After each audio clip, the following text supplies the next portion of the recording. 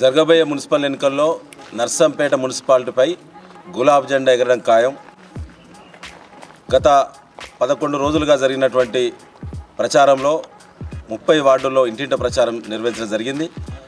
30 మంది BRS party బలపరిచిన అభ్యర్థులు ప్రజా జీవితంలో అనుభవం ఉన్నటువంటి వాళ్ళు, ప్రజల్లో తలలో నాలుకలో ఉన్నటువంటి వాళ్ళు, అరాచకాలకు రౌడీజానికి దూరంగా ఉన్నటువంటి వాళ్ళు, సంక్షేమం పట్ల నిబద్ధత కలిగినటువంటి వాళ్ళు, సేవా తత్పరత సేవా గుణం ఉన్నటువంటి వాళ్ళని, సామాజిక స్పృహ కలిగినటువంటి వాళ్ళని అందరిని కూడా మరి ఉమ్మడిగా అందరం కూడా సెలెక్ట్ చేసి అందరిని అభ్యర్థులుగా నిర్ణయించడం జరిగింది. బ్రహ్మాండంగా బీఆర్ఎస్ బలపరిచిన అభ్యర్థులకు ప్రజల్లో మంచి ఆదరణ, ఇంటింటి ప్రచారంలో గొప్ప ఆదరణ లభించింది. ఖచ్చితంగా బీఆర్ఎస్ బలపరిచినటువంటి అభ్యర్థుల విజయం ఏకపక్షంగా ఉంటుంది. నర్సంపేట మున్సిపాలిటీపై గులాబీ జెండా ఖచ్చితంగా ఎగరడం ఖాయం. ముఖ్యంగా విలీన గ్రామాల ప్రజలు చాలా మదన పడుతూ ఉన్నారు. వారి అనుమతి లేకుండా గ్రామ సభలు నిర్వహించకుండా స్థానిక ఎమ్మెల్యే కాంగ్రెస్ పార్టీ దొంతి మాధవరెడ్డి గారు అనుమతి లేని, వారికి ఏమాత్రం వాళ్ళ దృష్టిలో లేనటువంటి గ్రామ సభ నిర్వహించకుండా ఏకపక్షంగా విలీన గ్రామాలను మున్సిపాలిటీ కలపడాన్ని విలీన గ్రామాల ప్రజలు వ్యతిరేకిస్తూ ఉన్నారు. ఒక్కొక్క గ్రామాన్ని 2 ముక్కలుగా 3 ముక్కలుగా విభజన చేయడం, దాన్ని జీర్ణించుకోలేకపోతున్నారు. గ్రామాల అస్తిత్వం దెబ్బతగిలింది. ఇటు పట్టణ ప్రజలు దాన్ని ఆస్వాదించే పరిస్థితి లేదు. ముఖ్యంగా పట్టణం దినదిన అభివృద్ధి చెందుతున్నటువంటి పట్టణం, చుట్టూరు ఉన్నటువంటి విలీన గ్రామాలు, దాదాపు 7-8 కిలోమీటర్ల దూరం ఉన్నటువంటి గ్రామాలను కూడా మరి విలీనం చేయడం అనేది సరైనది కాదు. అదేవిధంగా పట్టణ అభివృద్ధికి సంబంధించి కేసీఆర్ గారి నాయకత్వంలో, కేటీఆర్ గారి యొక్క నాయకత్వంలో గతంలో నేను ఎమ్మెల్యేగా ఉన్నప్పుడు నర్సంపేట మున్సిపాలిటీ అభివృద్ధికి ఏంటో చేసి చూపించినటువంటి ఘనత కారు గుర్తు గులాబీ పార్టీది అని ప్రజల్లో చాలా స్పష్టంగా ఉన్నది.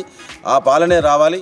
2 సంవత్సరాల క్రితం మార్పు అని చెప్పి అక్కడ రేవంత్ రెడ్డి గారు, ఇక్కడ మాధవరెడ్డి గారు అధికారం చేజిక్కించుకున్న తర్వాత ఇచ్చినటువంటి హామీలను నెరవేర్చకుండా తప్పించుక తిరుగుతూ ఏమాత్రం కూడా పొంతలేని మాటలు మాట్లాడి ప్రజలను ఇబ్బంది గురి చేస్తూ ఉన్నారు.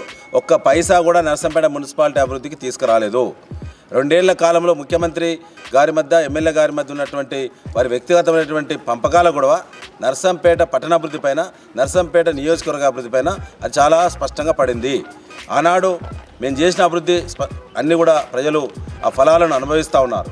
అది పోగా మిగిలిపోయినటువంటి పనులను కొనసాగించాల్సినటువంటి బాధ్యత ఉన్నటువంటి గెలిచిన ఎమ్మెల్యే మాధవరెడ్డి గారు వాటిని కొనసాగించకుండా గొడ్డలి కాటు వేసినట్టే ఆనాడు రిజల్ట్స్ వచ్చిన తెల్లారే అన్ని పనులను రద్దు చేయడం, లేదా బంద్ పెట్టడం, లేదా స్టేటస్ కో మెయింటైన్ చేయడం అనేది నర్సంపేట పట్టణ అభివృద్ధిపై దాని ప్రభావం చాలా స్పష్టంగా ఉన్నది. ఇటీవల కాలంలో మున్సిపల్ ఎన్నికలు వస్తున్నాయి కదా అని చెప్పి మరి ఆ సర్వేలలో కాంగ్రెస్కు దెబ్బ తగిలే ప్రమాదం ఉందని చెప్పి ఇటీవల కాలంలో తనే టెండర్లు దక్కించుకొని నేను తెచ్చిన నిధులను అప్పటి కాంట్రాక్టర్లను వెనక్కి పంపి ఆ నిధులన్నీ జమ చేసి తను టెండర్లు వేసుకొని తనదే క్రషర్ మిల్లు, తనే ఆర్ఎంసీ ప్లాంటు, తనే కాంట్రాక్టరు, అధికారుల పర్యవేక్షణ లేదు, నాణ్యత గల పనులు లేవు. ఇవాళ అక్కడక్కడ పనులు చేసేటువంటి ప్రయత్నం చేసి మరి వారు చేసినటువంటి ప్రచారం ఏదో ప్రజలకు చాలా స్పష్టమైంది. ఖచ్చితంగా ఇది ఎన్నికల డ్రామే. ఈ పనులేదో గతంలో వచ్చిన నిధులే కదా, మరి ఇన్ని 2 సంవత్సరాలు 2 నెలలుగా ఈ పనులు ఎందుకు కొనసాగించలేదని చెప్పి ప్రజల్లో చాలా స్పష్టంగా అర్థమవుతూ ఉన్నది. ముఖ్యంగా కాంగ్రెస్ పార్టీ గెలిస్తే రౌడీయిజం, గుండాయిజం పెరుగుతుంది, అసైన్మెంట్ భూములపైన కబ్జాలు పెరుగుతాయి, నోరు లేనటువంటి ప్రజలకు మరి ఇలా వారికి భరోసా ఉండదు.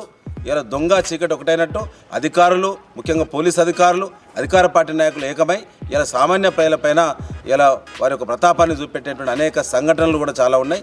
ఖచ్చితంగా దందాలకు, చందాలకు, రౌడీజానికి, గుండాయిజానికి మరి దూరంగా నర్సంపేట శాంతియుతమైనటువంటి అభివృద్ధి చెందుతున్నటువంటి నర్సంపేటగా తీర్చిదిద్దే సంకల్పంతో బీఆర్ఎస్ ఒక విజన్తో ఇలా మరి గెలవడం అనేది ఖచ్చితంగా అవసరం. దాన్ని కూడా నర్సంపేట మున్సిపాలిటీ ప్రజలు అర్థం చేసుకొని నేనున్నప్పుడు జరిగినటువంటి అభివృద్ధి ఏందో మరి 1-2 సార్లు గుర్తు చేసుకొని మరి బీఆర్ఎస్ బలపరిచినటువంటి అభ్యర్థులను ఏకపక్షంగా గెలిపించాలని, శాంతియుతమైన అభివృద్ధి చెందుతున్న గతంలో విజన్తో నర్సంపేట ఎట్లయితే అభివృద్ధి పదంలో ముందుకు పోయిందో దాన్ని ముందుకు తీసుకెళ్లాల్సిన బాధ్యత బీఆర్ఎస్ పార్టీది, మాదే అని చెప్పి నేను మరొకసారి పట్టణ ప్రజలకు విజ్ఞప్తి చేస్తా ఉన్నాను. Thank you. జై తెలంగాణ.